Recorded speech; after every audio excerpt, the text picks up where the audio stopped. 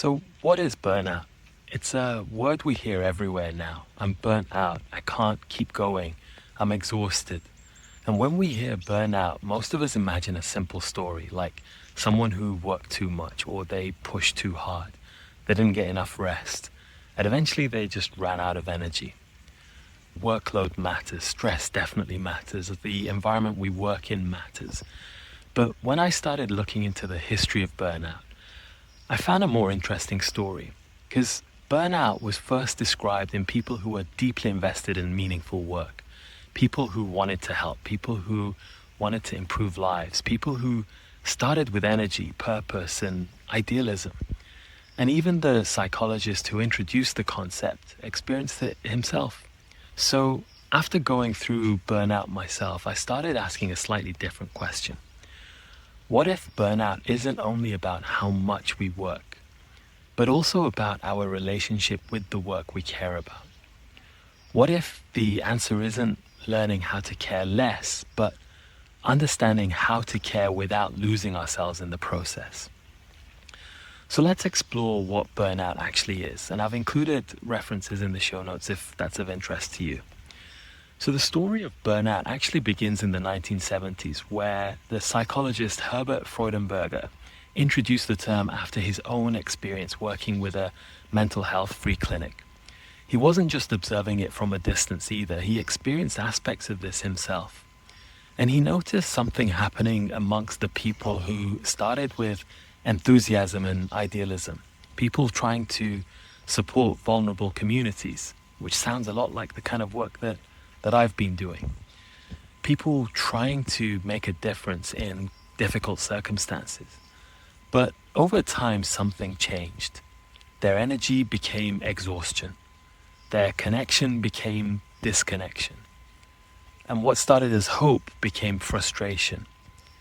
And this part fascinated me because many people who experience burnout are not people who don't care about their work.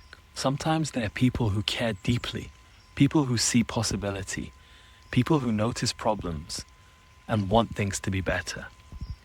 And maybe that changes the questions we ask. So instead of asking, how do we make people more resilient? Or how do we help people cope with more?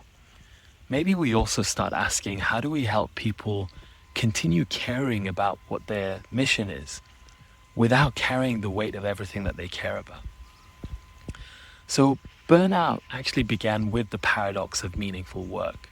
So after the psychologist Freudenberger introduced the idea of burnout, a researcher called Christina Maslach also studied similar experiences among people in the helping professions. And this eventually led to one of the most widely used ways of understanding burnout. 3 dimensions. So there's emotional exhaustion, that's feeling depleted and drained. There's cynicism or detachment. That's like feeling disconnected from work that once mattered. And also a reduced sense of accomplishment, feeling like you're no longer making a difference that you were hoping to make. And what I find interesting isn't only the symptoms, it's the journey. Someone can begin with thinking, I want to help, I want to create, I want to make something better. But slowly their experience of what that work is changes. Something that once created energy begins draining it. Something that once felt meaningful starts feeling heavy. And I think that's where we need curiosity.